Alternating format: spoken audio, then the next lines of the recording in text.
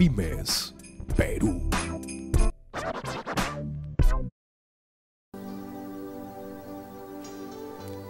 Buenos días, amables televidentes, y muchas gracias por permitirnos ingresar a sus hogares esta mañana, hoy 23 de junio del año 2014.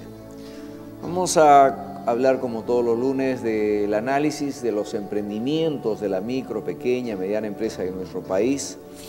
Vamos a mirar hoy día el reflejo de la informalidad, tanto empresarial como laboral, versus su aporte al Producto Bruto Interno. De acuerdo a los estudios del INEI, llama obviamente la atención, presentado hace pocos días, señala que casi 90% de unidades productivas en el Perú son informales. Esto debe llamarnos la atención, y sobre todo aquí a los responsables tanto del Poder Ejecutivo como del Poder Legislativo, de poder adoptar medidas para poder frenar la informalidad y más bien direccionar hacia una formalización con instrumentos que faciliten, eliminando seguramente varios sobrecostos, varias normas antitécnicas, generando un clima de confianza y generando ciertamente una hoja de ruta por la cual vaya a encaminarse la formalización en nuestro país. Digo esto por cuanto pensar entonces que hemos avanzado en la formalidad. Hay una contradicción en todo caso con las declaraciones del Ministerio de la Producción, del Poder Ejecutivo, frente a la información que vierte en este caso el INEI. Señala aquí que un estudio denominado Producción y Empleo Informal en el Perú, cuenta satélite de la economía informal 2007-2012, mostró que en el Perú en total existen 7.2 millones de unidades productivas, de lo cual solo 10% están en la formalidad. Es decir, ya no podemos hablar de 3,5 millones de micro y pequeñas empresas, entonces estaríamos hablando de 7.200.000 unidades que están referidas a la productividad. Nos estamos refiriendo a la producción de empleo. Ahí involucra comercio, extracción, manufactura, servicios, involucra todo, pero entonces estamos hablando de un grueso de la población que genera empleo, pero en el marco de la informalidad. Señala además en otra parte este documento que las 100 unidades productivas, es decir, 85% informales. Entonces, ¿de qué estamos hablando? Nos hablaban de que estamos menos del 70% de informalidad y hoy el INEI presenta 85% de informalidad. 85 a 90% de informalidad. Entonces estamos en un claro retroceso si queremos mirar desde el punto de vista de los últimos 20 años. Esto tiene que cambiar. Ahora, en la zona rural, señala el INEI, que el 99% son informales, es decir, 1% del agricultor, del que desarrolla actividad ganadera, es formal. Con ello no vamos a avanzar, no vamos a garantizar ciertamente el crecimiento y el desarrollo sostenible del país. Preocupante esta información, y de hecho al respecto señala en otra nota 74.3% de los empleos en el Perú es informal. Hemos hablado primero del nivel contradictorio en todo caso, porque el informe que presenta el INEI, que está hablando del 90% de informalidad, sin embargo, uno de sus funcionarios, que no es el jefe del INEI, da otra información. Yo creo que existe la informalidad es indiscutible, pero que existe también un poco de descoordinación en el lanzamiento del informe. A mí me parece que tiene que haber un mayor afinamiento en el INEI y un mayor afinamiento también en los medios de comunicación para difundirlo, porque claro, mientras uno dice el 90%, el otro dice 74.3%. Igual sigue preocupando el nivel de la informalidad en nuestro país. Más de 10 millones de peruanos trabajan sin beneficios laborales. Entonces, por un lado está la informalidad del generador de empleo, pero por otro lado está el número de trabajadores que están en el marco de la informalidad. ¿Y sabe por qué? Porque en el Perú ser formal equivale 57% sobre el costo o el salario asignado al trabajador. Entonces, las barreras burocráticas y las normas antitécnicas han generado una traba para la evolución de la formalidad empresarial en nuestro país y por cierto, generar un mejor empleo. Si bien es cierto, en las 4 medidas que anuncia el presidente Ollanta para la reforma en parte de la SUNAT y con ello reactivar la economía está corregir la SUNAFIL, no creo que sea lo suficiente. Es una parte, pero no lo suficiente. 10 millones de peruanos sin beneficios laborales, de hecho, no es una mejor imagen para el contexto de las inversiones, en este caso internacionales.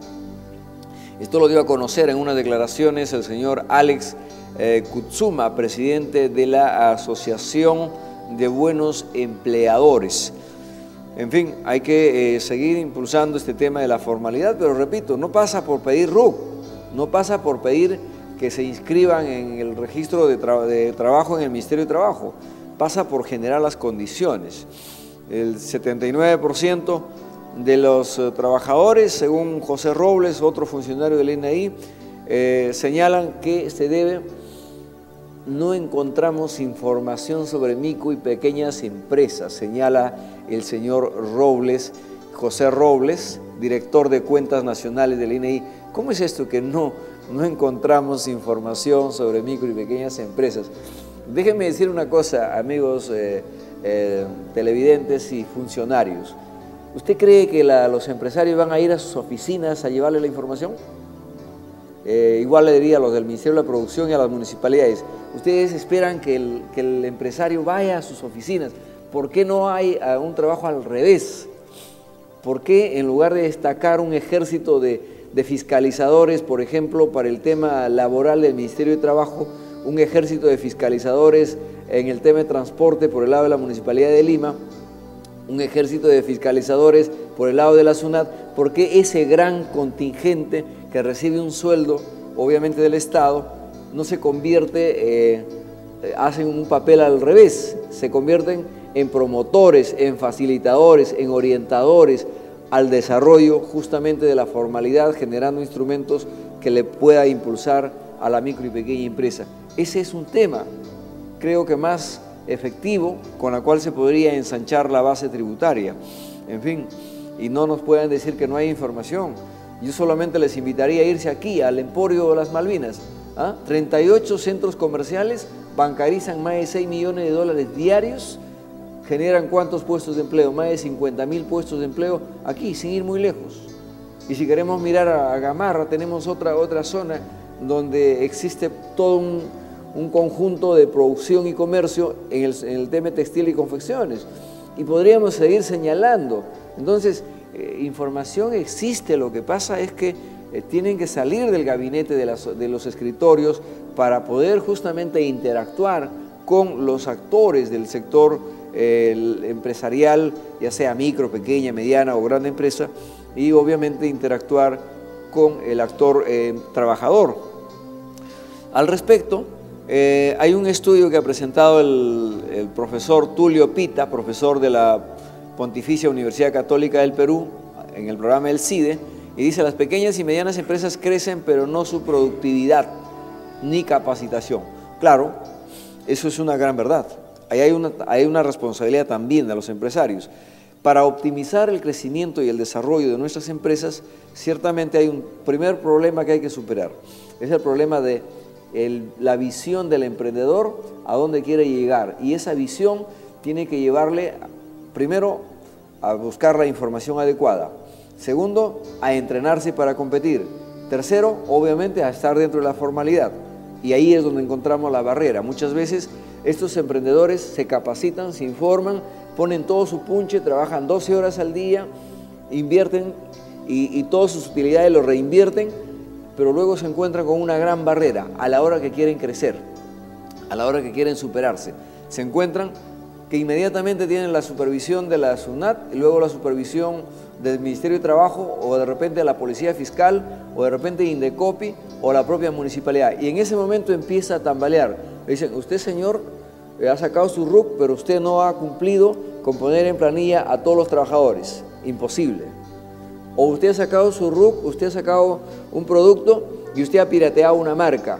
Y por piratear esta marca ahora tiene una sanción. Y usted no va a poder continuarlo.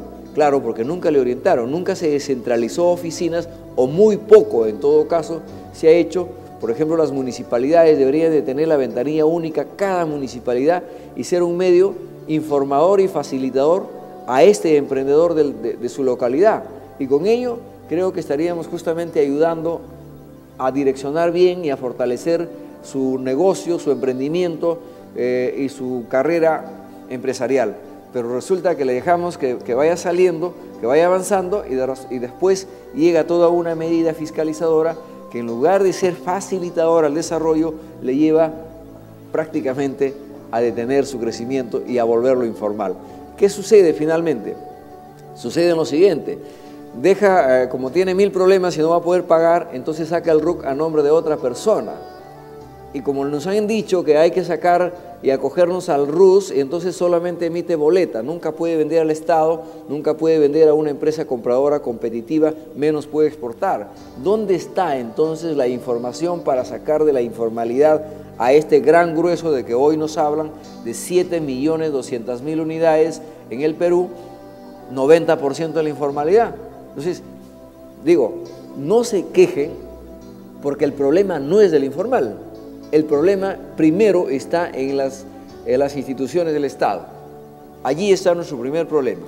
Y finalmente, cuando yo miro ahora, por ejemplo, y la Sociedad de Banca y Seguros dice que la micro y pequeña empresa ha crecido en morosidad del 3.79 al 8.48%, y que esto sería una posible causa para la quiebra de mi banco, no culpen, pues, porque por un lado le ponen barreras, no le dejan desarrollar, por otro lado colocan el crédito como cualquier colocación, como cualquier negocio al mejor postor, sin orientar los costos administrativos y los costos de interés, y finalmente llegamos a esto.